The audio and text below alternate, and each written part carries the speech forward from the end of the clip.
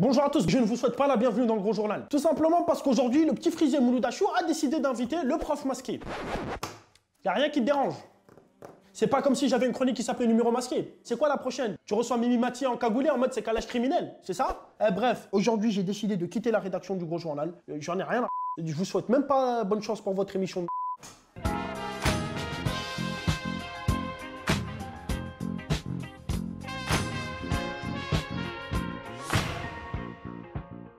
Salut les élèves, prenez vos cahiers, vos stylos et notez ce qui va suivre. Aujourd'hui, monsieur le prof est avec le Gros Journal de Mouloud Achour, ça c'est moi, et il parle de l'école.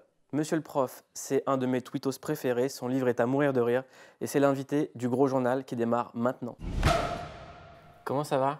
Très bien, et toi? Ça me fait très bizarre d'être là, dans une salle de classe, avec un prof qui est en plus masqué. Alors, rassure-moi sous le masque, c'est pas Foudzati du Club des Losers? A priori, non. Et je me demande si Cupidon est un peu myope ou un peu con. Et si tu penses parfois à moi lorsque tu fumes sur ton balcon. C'est pas calage criminel? Ah, ça? Non. Comme un mec sur le banc, tu vas rien faire à part rester assis. Daft Punk? Bah... Non plus? On sait pas?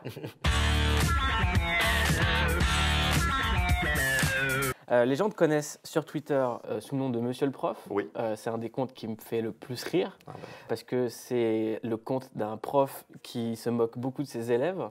On a souvent à la télévision des profs qui viennent souvent se plaindre des conditions compliquées de votre métier parce que c'est pas un métier simple, mais c'est une vocation.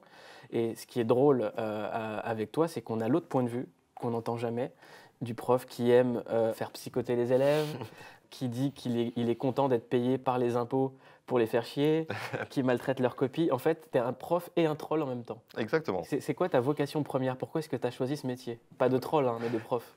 Parce que tout simplement, on m'a dit depuis que je suis tout petit que les profs, c'est des feignasses qui glandent rien et qui ont plein de vacances. Donc je me suis dit, bah, c'est parfait, c'est le métier qu'il me faut. Donc c'est parti. Est-ce J'ai que fait c'est mes vrai? petites études. Non, non, non. J'ai fait des études d'anglais parce que j'adorais l'anglais. Et à la fin de mes études, il était venu le temps de me trouver un métier. Donc j'ai passé le CAPES comme ça, un peu pour voir. Et puis je l'ai eu, donc je me suis lancé là-dedans. Quand on lit le livre qui vient de sortir, la pochette s'affiche juste là. C'est magique. On a juste envie de retourner à l'école en fait. C'est pas une blague, hein. Quand on lit ce livre, on a envie d'avoir un prof comme ça qui nous fasse marrer, qui nous vanne. Bah, c'est un peu ça, un peu l'idée, c'est que moi je suis dans mon compte Twitter, je suis un peu un grand gamin, je raconte le côté prof comme si j'étais un élève, quoi, comme si j'étais un ado qui aime vanner.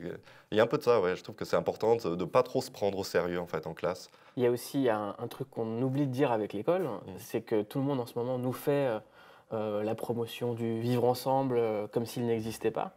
Est-ce que vous, en tant que prof, vous le voyez naître, vivre, exister, cette mixité? C'est pas facile, hein, ça. Avec les attentats qu'il y a eu ces derniers temps, le vivre ensemble, il a un peu éclaté en fait. Après les attentats de Charlie Hebdo, beaucoup d'élèves ne savaient pas en fait ce qui s'était passé, ne comprenaient pas parce que leurs parents leur avaient pas parlé de ça. Charlie Hebdo, ils savaient pas ce que c'était, ils croyaient que c'était quelqu'un, une personne. Donc on avait ce devoir, nous, de leur expliquer un peu ce qui s'était passé, effectivement. Oui, tout ce qui est vivre ensemble, en fait, ce que j'ai remarqué dans certains établissements, c'est qu'il y a un certain rejet des élèves entre eux, en fait, dès le plus jeune âge. Et moi, ça m'a assez choqué, ouais. Comment ils se manifestent, ce rejet entre eux? Ouais, ils s'insultent de blédards et compagnie, selon leurs origines. Est-ce que ces insultes, il faut les prendre au premier degré?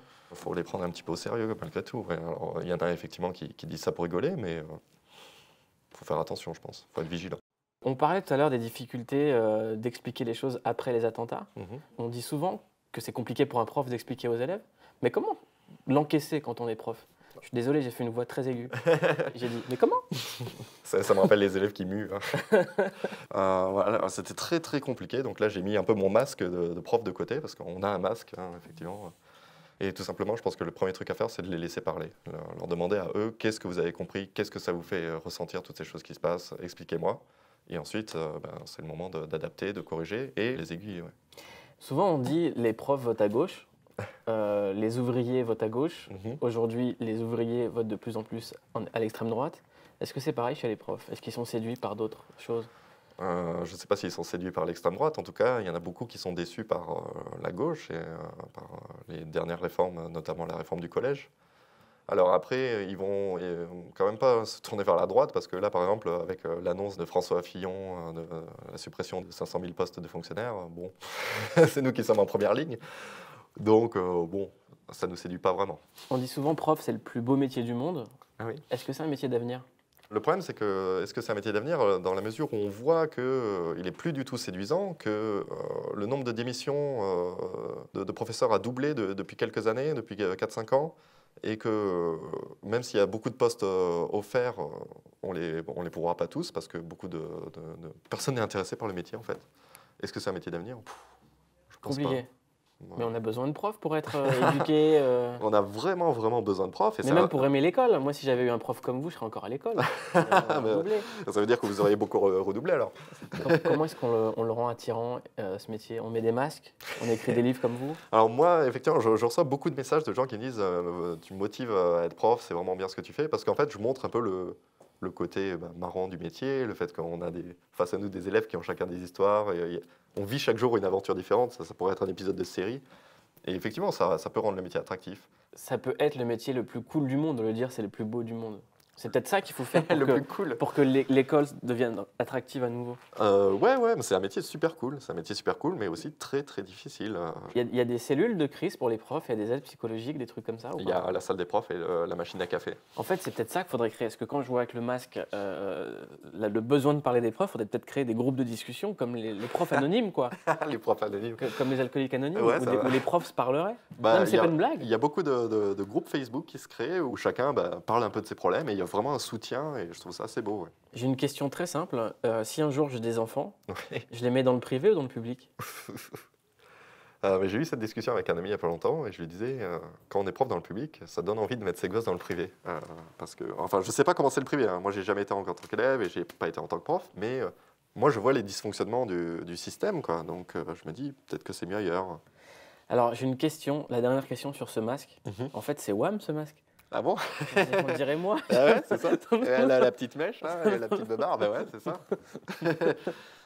Monsieur le prof, en vérité, il est un peu déprimé derrière son masque, mais le livre est très très drôle. Merci. Son compte Twitter, c'est un de mes comptes préférés, c'est pour ça qu'on a fait cette émission-là. On va laisser monsieur le prof devant la caméra et conseiller aux élèves de regarder le grand journal de Victor Robert et de nous retrouver demain sur Canal+. Alors, si vous n'avez pas de travail à faire pour demain, pas de verbe irrégulier à réviser, vous pouvez effectivement regarder le grand journal et le gros journal sur MyCanal. Et le gros journal aussi sur MyCanal, évidemment. Et sur Click. Et sur Click TV. J'étais abonné à cette chaîne avant de participer et j'aime beaucoup ce que vous faites. Ah, merci beaucoup, c'est très gentil. Moi, j'étais abonné à l'école avant de faire quelque chose de ma vie. On est tous abonnés de force. C'est ça le problème. Merci beaucoup. Merci à vous. Merci. Appelle-moi le gros.